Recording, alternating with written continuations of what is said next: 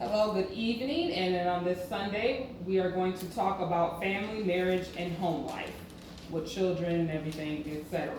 And so, to begin with the topic of family or even marriage, you have to go into sex. People don't like to talk about that, but you have to talk about that because how are children born? Through sex, right? They just don't appear out of nowhere. No stories. So, No stories. so what I'm going to ask first is, when we're growing up, you know, the average woman loses her virginity around 17. And the man loses his virginity, this was what they have on record, at like 16 years of age. But when it comes to sex, often in the household, your parents tend to tell you things. Mm-hmm. So what are things that your parents have told you about sex before you had it that you have used in your life? Like me, when I was growing up, my mom, she never told me not to have sex. What she said to me was, sex is for adults. And the reason why she said that, because it comes with a lot of emotional attachments and stuff like that, which adults tend to deal with better than a child. So that's what she said. And then she would tell my brothers that your penis is not for recreational use. She told them that. And so now I can see why she said that. So what are some things that you guys have grown up with that your parents have told you in life that you probably instilled, but you get what I'm saying? Like you went by it, but some stuff you kind of just like stared away from, if you guys can remember. I know for me growing up, it was, wait until, save yourself for marriage. Your chastity, your virginity is your gift to your husband. Don't have sex, don't get pregnant. So it was all about don't do it. Yet I was seeing the adults in directly related to me partaking in the activity. I'm not under the commitment of marriage. So, I saw them as hypocritical, really. And then I saw this, I kind of saw this kind of unequal balance of having this conversation with the females in the family, but the conversation isn't being had with the males in the family. So where's that balance for responsibility? So growing up, there was for me like a lot of shame around sex. A lot of shame, also because it was tied to Christianity. You know, your virtue as a Christian woman, young woman growing up in a Christian household. So that for me, for a long time, there was a lot of shame. So as a result, I didn't lose my virginity until I was about 21. I can see that. Yeah, because I was like, well, I can't do that. I wasn't going in that direction. Like, let me not mess with that, because my grandmother say, I'm not trying to get pregnant. You know, I got too much life ahead of me. And then over time, just was like, you know what?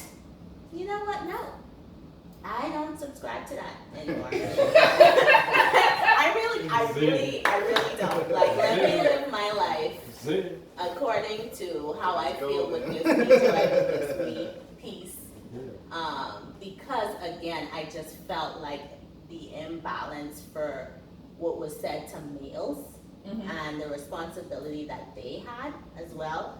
It wasn't nothing compared to what was given to females, and having to bear really that burden of you know, if you were sexually active, that, you know, being seen as a promiscuous person, a loose person, someone who wasn't as valued, you know, in your community.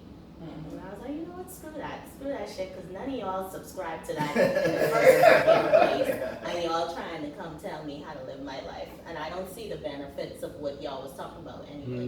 That's very true. Yeah, so I was like, I'm going to be if I feel like being sexually free and sexually liberated, I shall do that. If you want to call it a hoe, fine. I'll be a hoe, okay? If It's I about want to, maintaining your self-preservation at the same token, though. You know who you are as a person. exactly, like So I there's know no who one I that's gonna am be as a attached to person, it. right? No one can dictate to me who I am. And Right. because I partake in that, it doesn't define who I am. Yes. You know, I have to define that person for myself. And if you choose to see one aspect of myself and define me as a person, that's your problem. Yeah, that's your Not me. And I cannot I agree with that subscribe to that. wholeheartedly. So, yeah, that's how I feel. I'll just piggyback on her. She's absolutely right. I grew up in an environment where I didn't get talked to a whole lot about sex. It was like we actually got teased for lack thereof. Yeah. It was Right. like, you know, oh, you still a virgin, you're this, you're that. And I was only 11 years old, you know what I mean? And it's Yeah. like, at 11 years old, I'm thinking about trying to break this, you know, like, Yeah. hey, who gonna give it to me? Like, Yeah. whatnot. The only thing my mom really ever told me about sex was, and believe it or not, mark my words, you can go down my family line and ask this question and they'll tell you the same thing, but my mom used to tell me and my older brother, I was only 7. I stress that. You can have sex with as many women as you want, just don't bring no babies in my house. Wow. Okay. And she didn't use the word sex though. She, you know, Yeah. the adult know, term. yeah. You know, I'm trying to keep it PG for the, you know, Okay. for the viewers. Alright. But I didn't understand what she meant by that at that age. I'm like, what is that? You know what I mean? And when I got out in the world and you know jumped off that porch, Yeah. I understood. Yeah. Like, oh, okay, that's what they're talking about. And there was no responsibility behind it. It was just, you know, don't bring a baby in the house. And from my peers, it was like, oh, well, you don't have to bring a baby in the house. Like, they're not coming home with you; they're going home with her. Like, and it's a treacherous cycle when you think about it that way. But that's what the reality was, and it's still the reality right now today because you get a lot of absent fathers out here. You got a lot of people who just, like you said, like they just use it so freely and just use their penile area just so freely without any course of responsibility that's going to come behind that. You know, a lot of people are catching diseases and they're not protecting themselves properly, and that simply comes from being in a household where you're not taught these things to protect yourself. You know, if you're going to do it right.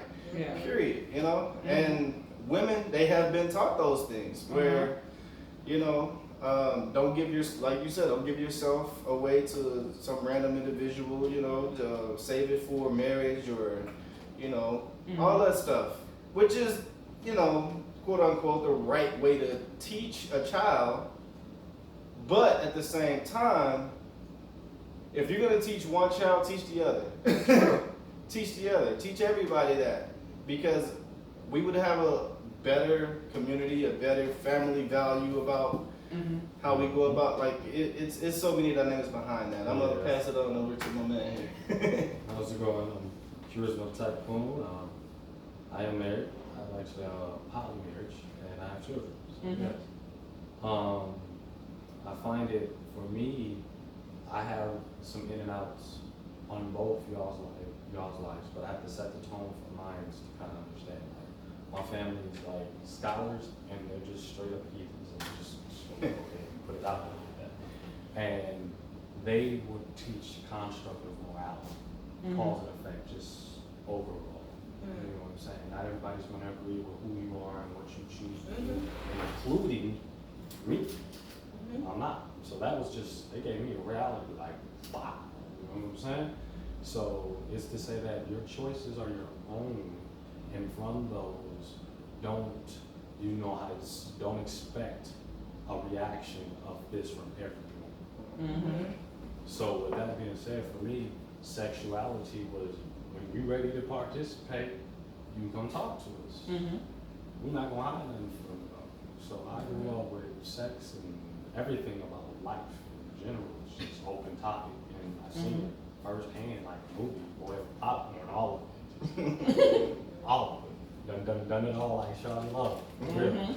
And with that being said, I've learned that I've been Samurai Jack, if anybody knows that cartoons, be exposed to a bunch of different cultures, and you understand that there's micro-cultures within America itself. They don't have to be big organic cultures like Somalian, Muslim, and, you know, Asian, like, think about that, you know, just, you know, excuse me, but that's the thing. It's like I lived in, I've been through each religion, constructively lived through it. Like my grandfather was an ordained minister, converted over, and then became a Muslim. So I'm like, okay, so I get Christianity down pat, get this Muslim stuff down pat. My mother and them come from the South, so they're Creoles. So I'm over here with Haitian and Creole descent. So I literally know, I told you, they something did. My grandmother dropped voodoo and all that other stuff. She dropped her Haitian ways and just decided to become part of the manhood. She calls it the good work. She said, like James Brown said, the man's world. She said she should have never left the swamp. Like she wouldn't need that.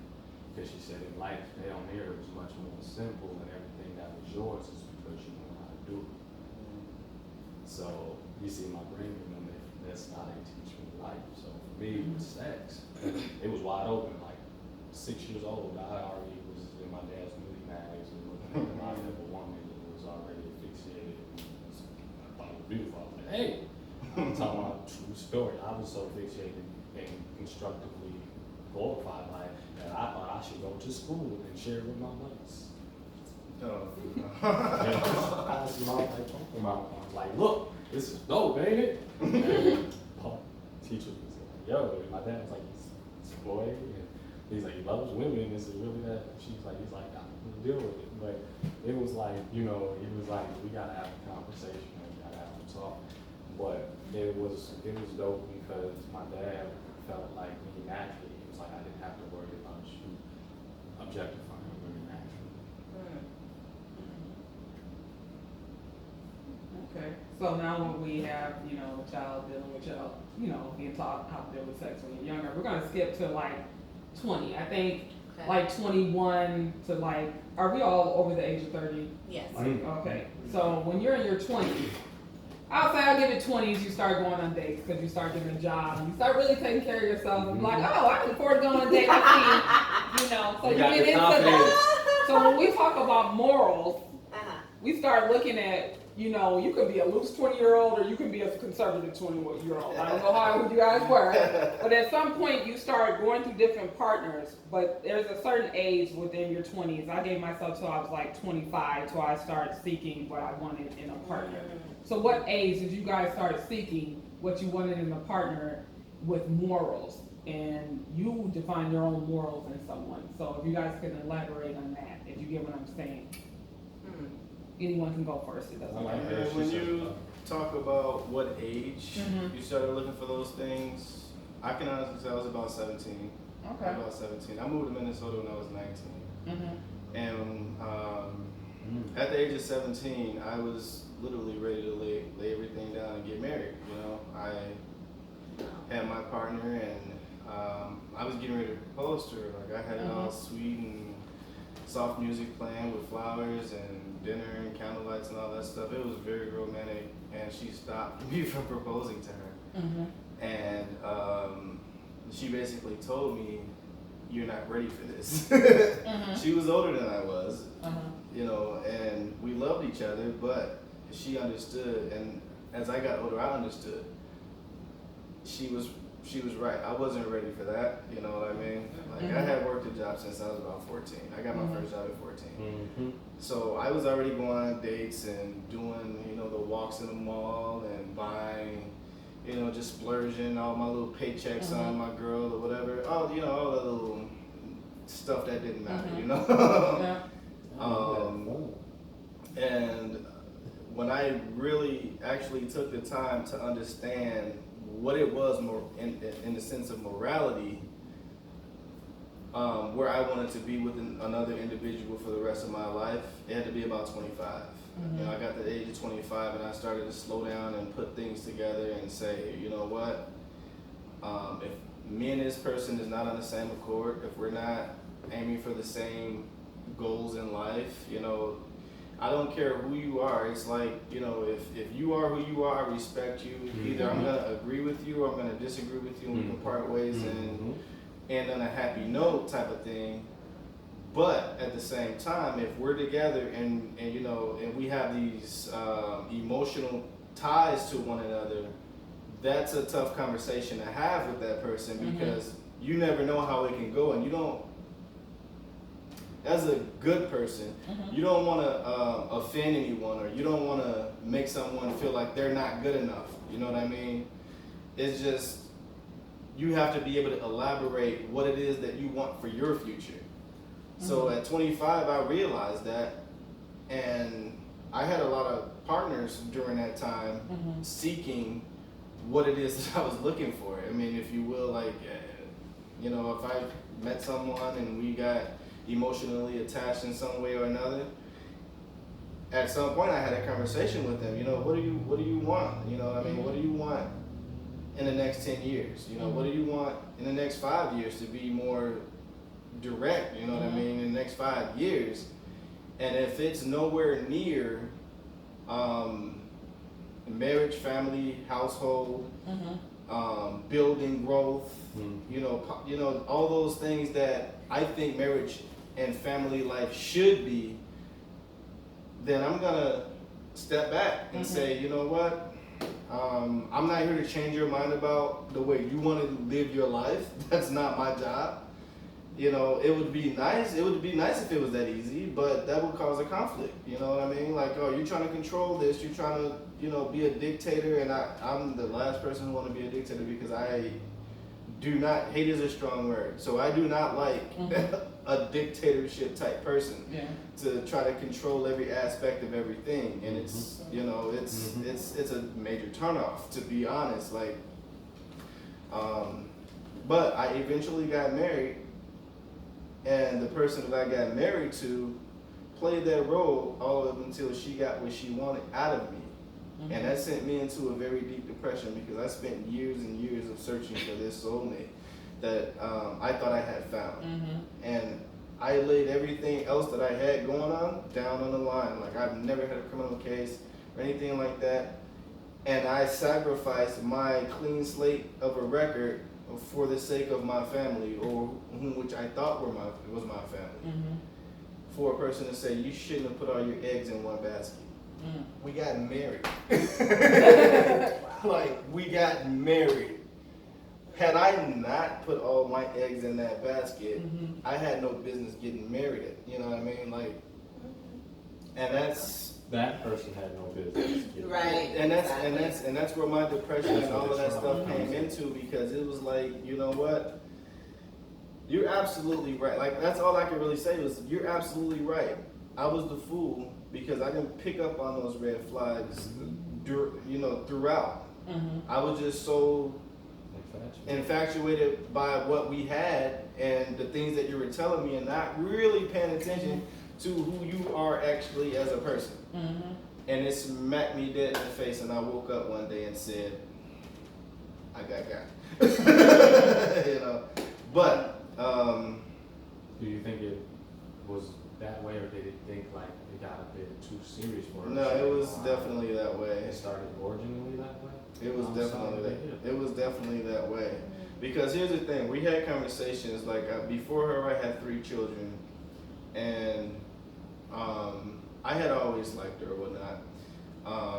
And we got together, went bowling, and had some conversations and whatnot, and we started talking about family development as far as children. Like, you think you want more children, or this and that and the other. And I straight told her exactly how I felt about children. Like, you know what, I've had 3 children out of wedlock. That's not the way to do it. You know what I mean? If I have another children, it's gonna be with my wife. It's gonna be through marriage. And all of a sudden, she starts, oh, I want to be a wife, I want to do this. And I'm like, oh, okay, well, we're on the same accord. And then we get married a year and a half later, and we had a baby. And everything changed after that. It was like, oh, F you, you're sick all the time, you're this, you're that. And in my mind, I'm like, okay, we made an oath, you know, in front of God, through sickness, through health, through good and bad, and everything under that roof. And because I had health issues that was outside of my control, you know what I mean? That's exactly what she said her reason was. Because you're always sick. Wow. And in my head, I'm like, this is temporary. It's not like anything is life-threatening. It's just some things that I need to pay attention to within my body. But she wasn't willing to be patient enough, or as a wife, nurture me as I went through my recoveries and my, you know, my healing process.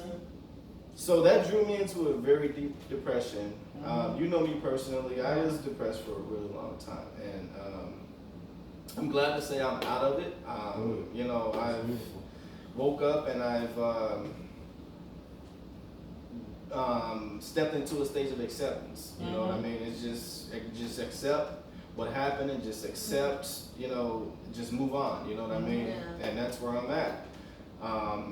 But you know, I'll let someone else share. I got a little personal there. Oh, that's okay. That's okay. That's okay. That's okay. She said it was gonna be You're not a fool for like falling For for loving someone. I mean, for I loving felt- someone. Like that's a human thing that's to do. Yes, When that's you're a human going through it though, They're the you fool. feel like Exactly. when you're going You through it, do. you feel like a You fool. feel like one, but you're not. But they're the fool. For the The sake of foolish love. is why would you hurt someone Right. that love you? Exactly. But they also say like a lot of marriages stuff end because that's why they say through sickness and in health. And you'll be surprised how many relationships end once a person gets sick.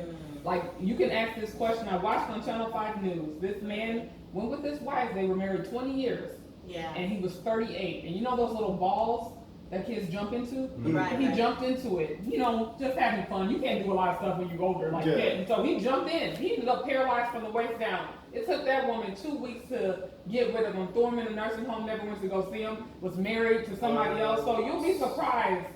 That's why it says through sickness and health. If you're not by somebody to the day they die, I don't know what your relationship is. That's one of the reasons I do believe in a higher form. I mean, it might not necessarily be of any religion or religious construct, but I do believe in a higher spirit, a higher form. And that was the higher form and a higher spirit telling me that wasn't the person for you.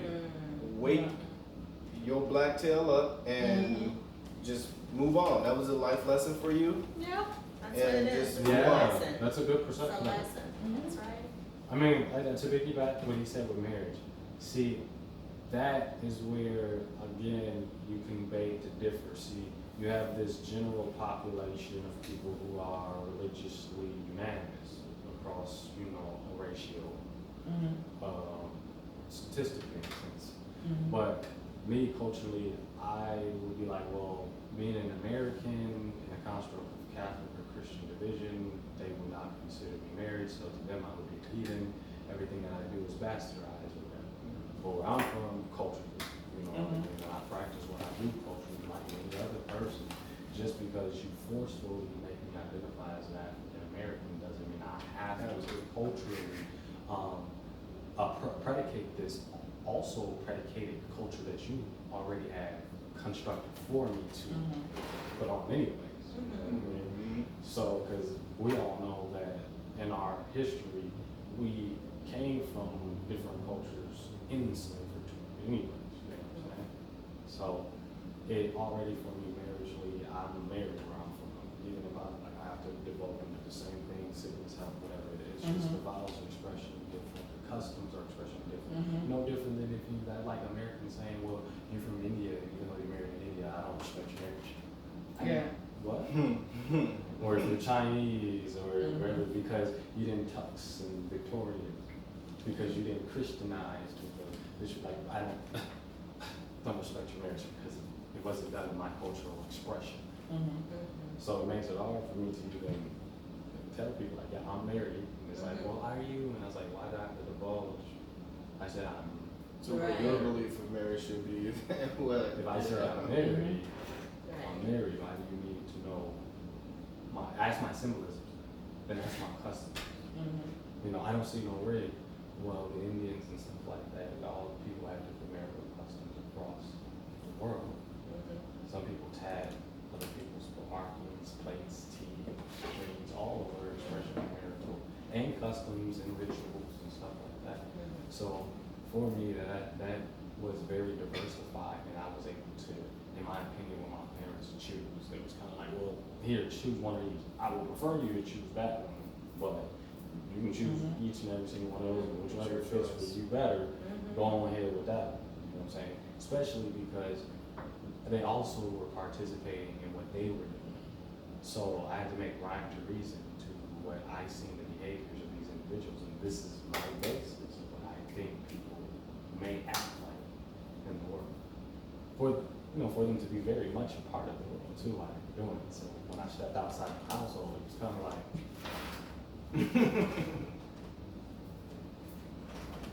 yeah, I was raised in the barn. Okay. Do you want to elaborate? So, could you repeat the question? I said, when seeking morals, you know, immorality, all that stuff, at what Right. age did you start thinking like seeking that in a partner? Well, I don't think there was ever an age It wasn't for me. Because I've always, even if I didn't feel I was gonna get married or, you know, if it was marriage or a partnership with You someone. always desired companionship. at Right, some it point? was the I agree with you. companionship Naturally, I was that just I gonna be wanted. with somebody. Right, like So, I wanna be in a committed when it relationship happens, with it someone, happens. you know, the same, like you said, Cornelius, like the same, we're on the same wavelength, you know, with things. So I think I've always had that, like looking back at the phases, like, you know, my high school boyfriend, I know we thought we were gonna make it, you know, long term, but you know that most of the Sometimes time. they do, and Sometimes they do. don't. Sometimes they do, Some but people grow up, some But they Right. placate that one the most, the high school sweetheart. right, the high school And sweetheart. that's what placates this thing like, well, since that didn't happen to me, is life not working correctly? No. No. And I know when I was around 21, you know, my boyfriend at the time, he almost proposed what I found out after we broke up. But he was ready to propose, and I could have seen myself with him, you know. So there were times. Now I will say, because I have been married and divorced, and I'm currently still divorced. I will say after my separation and after my divorce, I was like, you know what? single life ain't Yeah. so bad. I was like, let me explore a little bit. Yeah, let me just jump in the pool and check out the scene. And that's beautiful. Exactly. So that was kind of an awakening in a sense of like really opening myself up to being, you know, dating really without any desire really for attachment for someone, or to be in a committed relationship with someone at that time. And I experienced that phase, and right now I'm still kind of a little bit in it, but at the same time, I'm also aware that I'm open to eventually having that committed partnership, either partnership or being married and in a committed relationship with the type of person that is right for me and my personality type, you know. So it's not. a growth factor. Yeah, it wasn't really an age for me because I feel like I've always been that way, and that's what I've also realized in my journey dating without any expectation. Like that was still a theme that came up. Question. Do you feel or may believe that possibly your religious values may have stomach or may stop the growth of a woman possibly feeling confident and okay with more or less exploring versus? No. And at one point, if I was in my 20s, Yes. like my early 20s, Yes. it probably would have. So it can be seeded. It can be what? The thoughts, the mindset can be seeded. It can be. Mhm. It can be Good. because I'm to the point Good. now where Good. I'm gonna do what the fuck I want to do. Awesome. Okay, Mhm. excuse me. As long Okay. as I'm not hurting anyone and Mhm. I'm safe, Yes. I'm going to do what gives me peace. Because for a very long time I've been living for other Others. people and what their expectations Yeah. were, and it didn't make me happy. Yeah. So let me now figure out what makes me happy and what gives me peace. And everything else will just fall in line. Thank you. Yeah. And with that, you have to explore. You Mhm. need to explore, and that means opening up yourself to experiences, people, things that you may have not been exposed to prior. Okay. So, and it helps Okay. you to learn And about grow. yourself. Yes. Yeah. And from that comes growth, and you evolve Yeah. into someone now who knows themselves a little bit more, That's why and say they can love is stand true. resolute in what they believe. Mhm. And so that's where I'm at. I agree with you because how can you know, like it's like a household is like a training ground, Mhm. Yeah. okay? Fundamentals, I was saying that Fundamentals. yesterday. Yeah. How can you actually call yourself a master or pro if you do not go into a field and test these skills, Mhm. okay? So in retrospect, it's also how can you actually know who thyself is if you don't go out and find out what you like and what you don't like. Exactly. But you come out the house with an already Programmed mind. preconceived notion. Exactly. And one of those preconceived notions are servitude, Mhm. both for women, Mhm. both for black culture, Mhm. and both for a construct of our overall culture of working, Mhm. servitude. Mhm. And that's what you have to break the chain of first. You're very right. How can I first, I don't know how to serve myself because I've been serving someone else. Exactly. True. Exactly. So when I go out and look for a relationship, I'm about to come serve you, and you about to think you about to come serve me, but can't nobody serve none of each other because y'all don't even know what How y'all to like. serve yourself. That's Mhm. right. That's And then I right. can't teach you how to service me Because I you didn't don't even know. learn. Right. That's where myself. We on the Yes. Yes. So Yes. the moralities that get attached on the young Mhm. is what has it like us walking around here like pinball. Mhm. But this is where my heathenistic, and I use this term real well because the basis of American culture is off of Catholicism. Mhm. Spread as thick as, peanut butter, boy.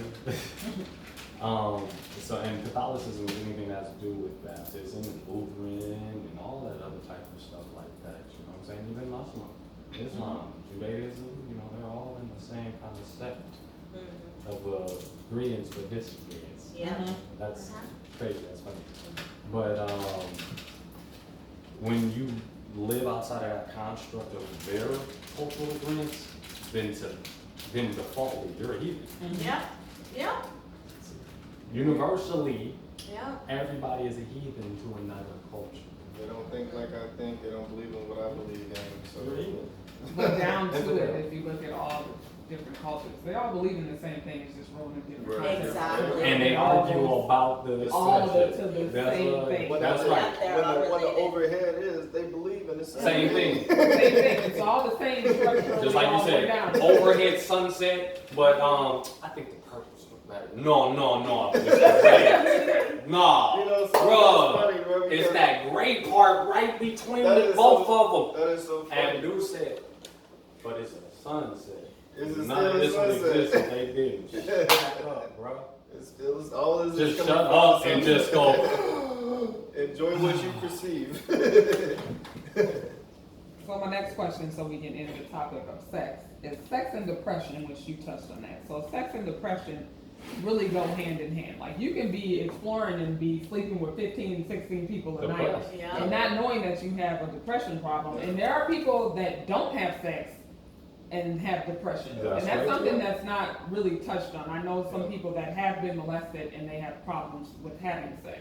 And So that's they don't true. like to have sex and they don't know how to deal with that. And then there's loyalty. I'm throwing this all in together so you guys can catch me. Loyalty and honesty. But I think sometimes people think that lies between someone's legs, and it doesn't. No, that's far from it. And so there are a lot of people like, we're loyal because I'm sleeping with him and this and that. No, you're not. That's You like the don't. last. It is true. You're not getting to know each other because you're putting sex first. And there are people like they go on dates, right? You have fun, you're spending money, you think, oh, it's the third date. I did all this, it's time to have sex. So and it doesn't work like that. And so a lot of that goes back to having people end up with like depression. Like they think sex comes before everything. And then sex, like celibacy. Like when you were talking about being in a household, like I don't think people should grow up in a household with their parents telling them to practice celibacy. No. I think that's wrong because that messes with the mind of not knowing what to tolerate and deal with. Mm-hmm. So imagine if I'm celibate till I'm like 30 and I never like fully dated. You don't know who's gonna treat you bad. Some people get married for sex. Like you don't know what to deal with. So my question is to you guys: have and you what you dealt may with? withdraw that will make a person act out of the discomfort of that. And a lot of times celibacy comes with like a form of age, or you can be divorced and then you end up divorced and you start practicing celibacy. I started practicing celibacy for myself. So, and I'm actually talking to someone right now that can't deal with it. So, you know I could be a little extreme. No, you're not coming in my house yet. So, no, seriously, you're like, no, we're not gonna kiss.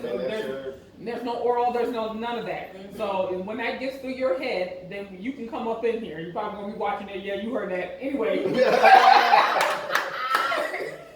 But what are you guys with dealing with everything I said? Have you guys dealt with this on a personal level? I know you touched on it with some of it. Yeah, so I guess in my early 20s, I feel like I was using, and I didn't want to admit it until a friend of mine, very close friend of mine, came out and was like, some of you can't ever be alone. Every time you get out of a relationship, you hop into another one the next week.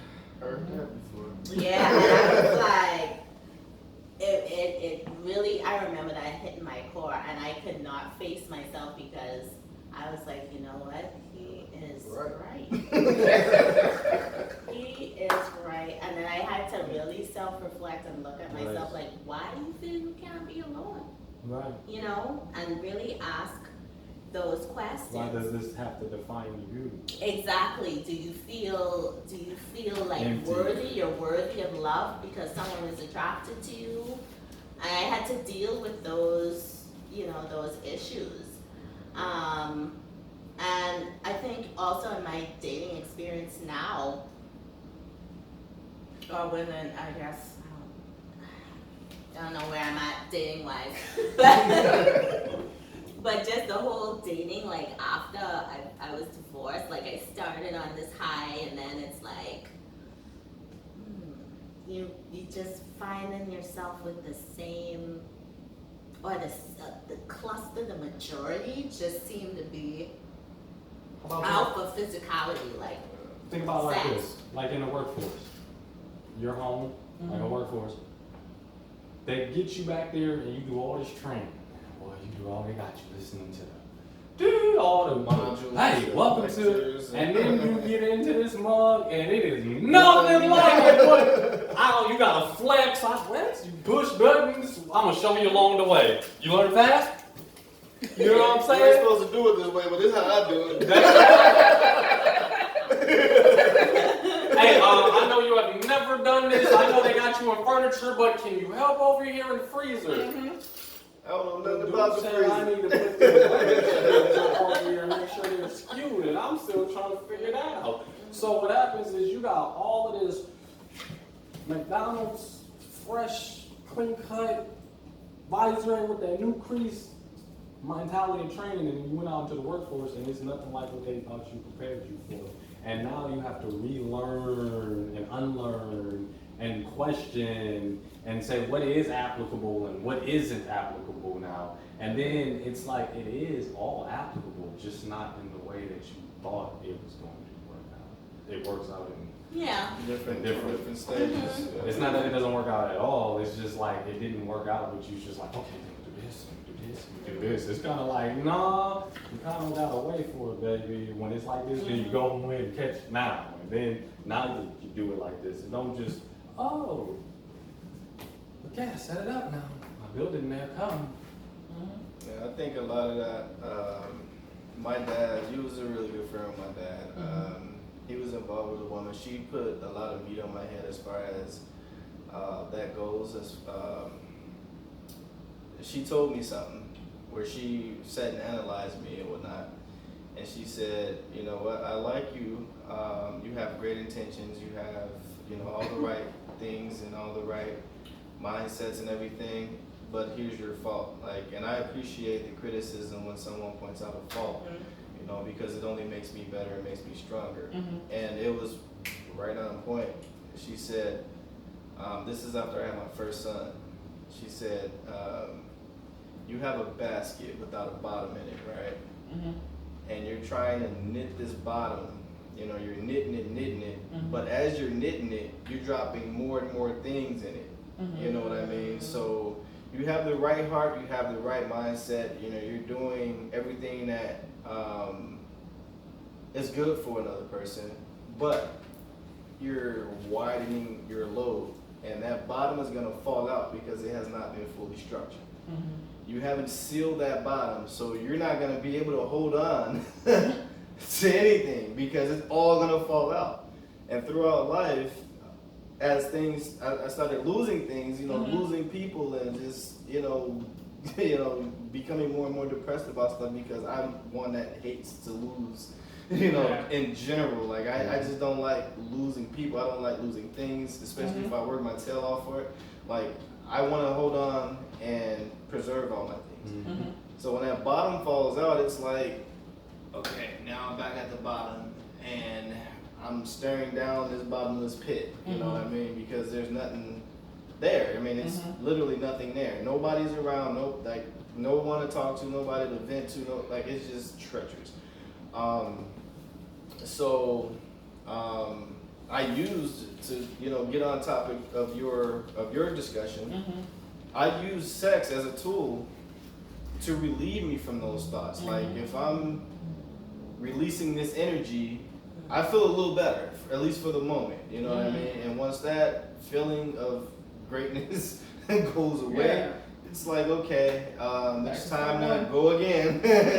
And it became a cycle. It was like really bad. Like, you know, I was labeled a lot of things, but nobody actually understood where it was coming from. You know, it was a deep hurt. Like, I experienced loneliness throughout my whole life. So, growing up, I didn't want loneliness to be a part of my adulthood. Like, I wanted to, like what you were saying, like, people always question, like, why do you feel like you always need to be with somebody? It's because I've been alone and felt alone. Like, I don't want to get too deep, but even within my own immediate family growing up, they made me